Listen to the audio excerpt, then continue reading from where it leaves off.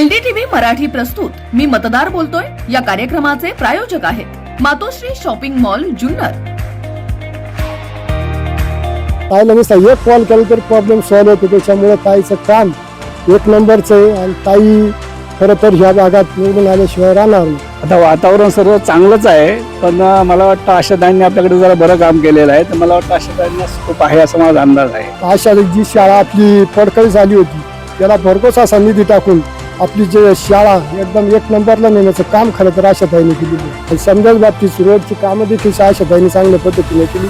त्या गावावर कायम त्यांचं लक्ष आहे, रणरागिणी आहेच ना, त्यांचं कामच तसं चांगलं आहे, त्याच्यामुळे समजी लोकच समजे रणरागिणी म्हणतात, त्यांचं कामच एक नंबर आहे। जिल्हा परिषद प्राथमिक शाळा दातखिळवाडीच्या समोर आपण आहोत। आपण पाहू शकतो की गावचे सगळे ग्रामस्थ या ठिकाणी आहेत, त्यांच्याशी आपण बातचीत करणार आहे। काय काय कामं झाली नाना या ठिकाणी, काय सांगाल? भरपूर कामं झाले, आता कलरचं काम चालू आहे आणि शिक्षण वगैरे संस्था चांगल्या पद्धतीने आणि एक नंबर आहे आणि गावाचं बी लक्ष चांगल्या प्रकारे। खरं तर याच्या आधीच्या लय निवडणुका तुम्ही पाहिल्या, आता जिल्हा परिषद पंचायत समितीची निवडणूक होतीये, काय कोणाची हवा आहे इकडं? नाही ते नाही सांगता यायचं, काही ते नाव नाही कोणचं घेता यायचं आम्हाला, पण चांगल्या प्रकारे काम केलं पाहिजे, चांगल्या प्रकारे चांगल्याच माणसाला निवडून येणार। हा, जे गावची काम करीन आपल्या त्याच माणसाला निवडून येणार, दुसरं नाही कोण। काय काय वाटतं तुम्हाला? आता वातावरण सर्व चांगलंच आहे, पण मला वाटतं आशाताईंनी आपल्याकडे जरा बरं काम केलेलं आहे, तर मला वाटतं आशाताईंना स्कोप आहे असा माझा अंदाज आहे। आणि आता हे ग्रामस्थांनी आता एक नवीन एक आपल्या विद्यार्थीच आहे ना, विद्यार्थी परिषद नवीन जुन्याची संघटना तयार केलेली आहे, तर माझ्या दृष्टीने हे चांगलंच आहे, कारण याच्यामुळे काय ते शाळेचा स्कोप होईल, प्रगती होईल आणि मदत होईल शाळेच्या कामकाजांना, म्हणून हे करणं योग्य आहे। पहिल्यापासून तुम्ही त्यांना पाहता, कसं राहिले नेतृत्व? नेतृत्व चांगलंच आहे आणि आता शरदच्या नेतृत्वाखाली जी कमिटी आहे ती चांगलं काम करते असं मला वाटतं। दादा काय सांगाल? काय सांगायचं नाही, मी या शाळेचा स्कूल कमिटी अध्यक्ष आहे। खरं तर पाहिलं तर 2004 ते 5 या सालामध्ये अशा जी शाळा आपली पडकळी झाली होती त्याला भरघोस असा निधी टाकून आपली जे शाळा एकदम एक नंबरला नेण्याचं काम खरं तर आशाताईंनी केलेलं आहे। म्हणून आशाताईंनी त्याचबरोबर शिक्षकांचं जे सुद्धा आता पाठीमागे शिक्षक नव्हते शाळेला, आम्ही जवळजवळ 3 महिने फिरलो, पंचायत समितीला गेलो, तिकडं याच्यात गेलो, परंतु आम्हाला कुठेही काही हे भेटलं नाही। परंतु एक फोन नुसता आशाताईला केला, दुसऱ्या दिवशी आमचे शिक्षक लगेच शाळेवर हजर झाले। म्हणजे आशाताईचं काम एक नंबर आहे शाळेच्या बाबतीत आणि समजाच बाबतीत रोडची कामं देखील आशाताईंनी चांगल्या पद्धतीने केली। या गावावर कायम त्यांचं लक्ष आहे। काय निवडून यावं वाटतं का? वाटतं ना, निवडून आलेच पाहिजे। आले तर काय फायदा होईल? आले तर भरपूर कामं केल्याशिवाय ते राहणार नाही शाळेच्या। आणि आपल्या खंडोबाचं मंदिराचं काम आहे, आशाताईंनी पाठीमागे आम्हाला सांगितलं की तुमची प्रति जेजुरी केल्याशिवाय आम्ही राहणार नाही ह्या कुलस्वामी खंडेरायाच्या मंदिरासाठी।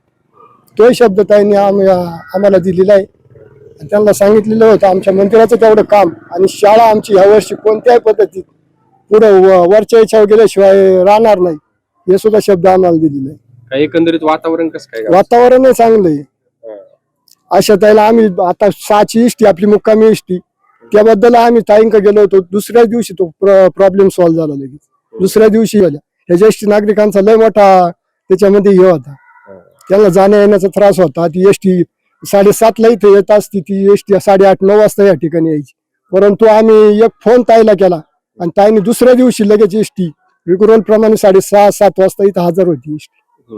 म्हणजे ताईचं काम चांगलं, त्याच्यामुळे ताई निवडून आल्याच पाहिजे आणि शाळेचं सुद्धा ताई निवडून आल्या, शाळेचं काम सुद्धा एक नंबरला नेल्याशिवाय राहणार नाही।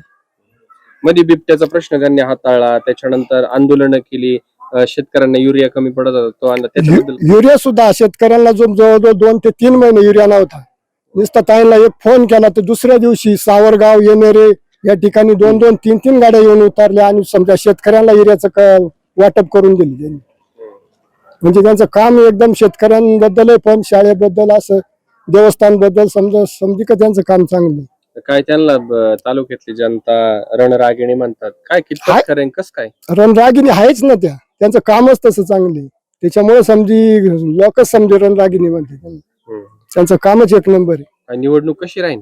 चांगली निवडणूक आता चांगली चालूच आहे। आता बाकीचे युती आघाड्यांचे प्रयत्न, ताई एकटीच उभी आहे भाजपकडून, मग ताईचे प्रयत्न चालू आहेत आणि ते यशस्वी होणार. सुरू आहेत कसं पाहता? कसं आहे, युती आघाड्या चालूच राहणार, परंतु ताईचं काम चांगलं असल्यामुळं ताईला नुसता एक कॉल केला तर प्रॉब्लेम सॉल्व्ह होतो. त्याच्यामुळं ताईचं काम एक नंबरचं आहे आणि ताई खरं तर ह्या भागात निवडून आल्याशिवाय राहणार नाही. शाळेचं सुद्धा देखील मग जो प्रश्न आम्ही मांडला शाळेसाठी तो ताईंनी आम्हाला शब्द दिला की तुमच्या शाळेचं काम एक नंबरला नेल्याशिवाय राहणार नाही. हे ताईंच्या माध्यमातून त्यांनी शब्द आम्हाला दिलेले.